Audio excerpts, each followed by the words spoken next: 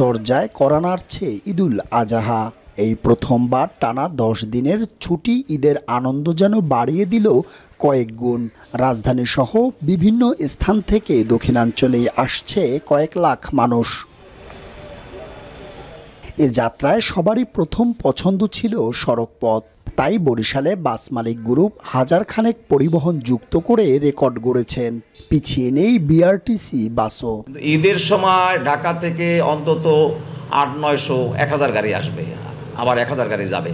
ঢাকা থেকে যাতে যাত্রীগুলো নির্বিঘ্নে আসতে পারে এবং ঈদ পরবর্তী আবার যেতে পারে, এজন্য আমাদের সব রকমের প্রস্তুতি গ্রহণ করা হয়েছে। সরকার নির্ধারিত ভাড়ায় আসতে পারলেও থ্রি হুইলারে অনিরাপদ সড়ক নিয়ে ক্ষোভ যাত্রীদের। যাতায়াত ভাড়াটা তেমন একটা বেশি না, আর রাস্তায় প্রশাসন ব্যবস্থা মোটামুটি ভালোই আছে। আমার গন্তব্যে পৌঁছাতে পারি, নারী নিরাপত্তাটা এবং প্রশাসনের কাছে আমার অবশ্যই অনুরোধ থাকবে যেন তারা এই দিকটা প্রচণ্ডভাবে খেয়াল রাখে। এই ফিটনেসবিহীন গাড়ি চলাচল এবং এই লক্কর চক্কর গাড়ি যদি সড়কে চলাচল বন্ধ রাখা যায়, তাহলেই আমাদের ঈদ যাত্রা হবে নিরাপদ। এদিকে লঞ্চের ডাবল ট্রিপ থাকলেও আসা যাওয়ায় খুব একটা চাপ নেই যাত্রীদের।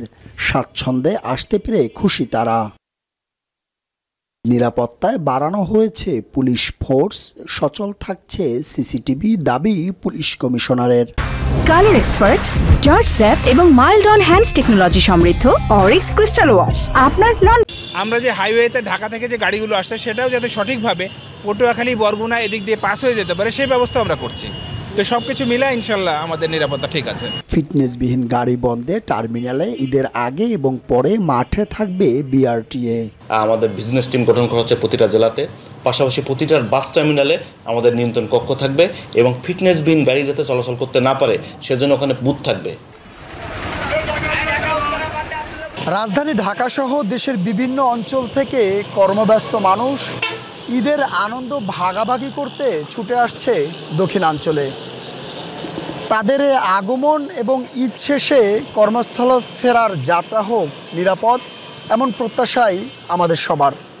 পারভেজ রাসেল, মাই টিভি, বরিশাল।